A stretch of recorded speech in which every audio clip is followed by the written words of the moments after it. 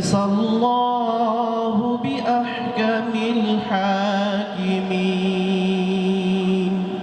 জুলাই বিপ্লবের শহীদদের রুহের মাগফিরাত ও আহত সৈনিকদের সুস্থতা কামনায় শনিবার 15 মার্চ কুড়িগ্রামে অনুষ্ঠিত হয় জাতীয় নাগরিক পার্টির দোয়া ও ইফতার মাহফিল।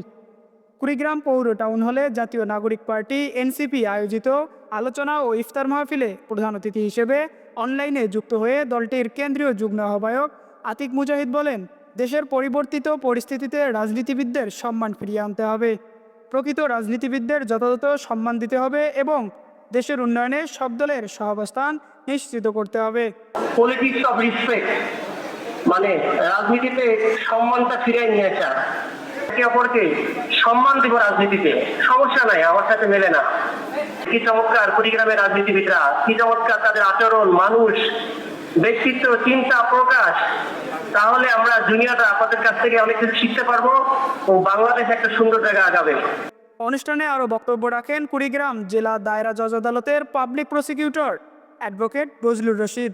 তিনি বলেন, দেশ সংকটে পড়লে ছাত্ররা এগিয়ে আসে, ভবিষ্যৎ প্রজন্মের জন্য একটি নিরাপদ রাষ্ট্র গড়তে হবে।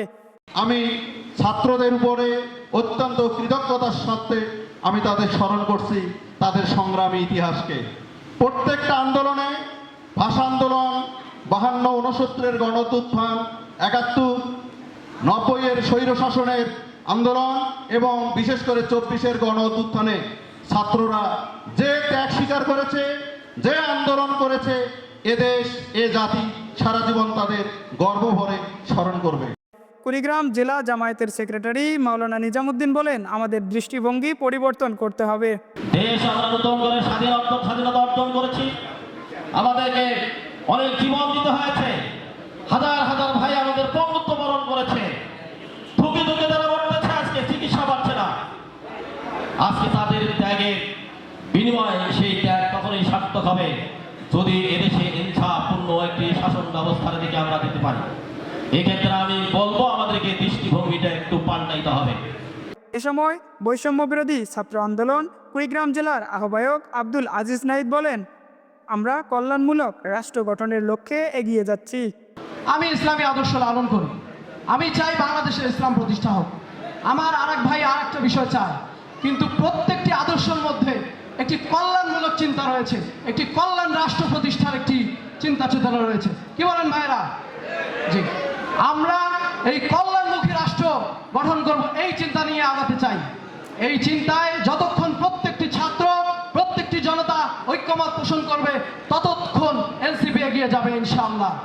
এছাড়া অনুষ্ঠানে উপস্থিত ছিলেন জাতীয় নাগরিক কমিটির সংগঠক মুকুল মিয়া, ইসলামী আন্দোলন বাংলাদেশ কুড়িগ্রাম জেলার সহকারী সেক্রেটারি মুফতি মুজাম্মেল হক আইমানি, এবি পার্টির জেলা সভাপতি ডাক্তার নজরুল ইসলাম, গণ অধিকার পরিষদের জেলা সভাপতি অ্যাডভোকেট সাজ্জাদ হোসেন পলাশসহ বিভিন্ন রাজনৈতিক ও সামাজিক সংগঠনের নেতৃবৃন্দ।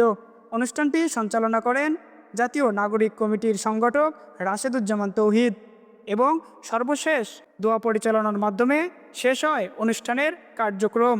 দোয়া পরিচালনা করছেন মাওলানা আতাউল ইসলামী।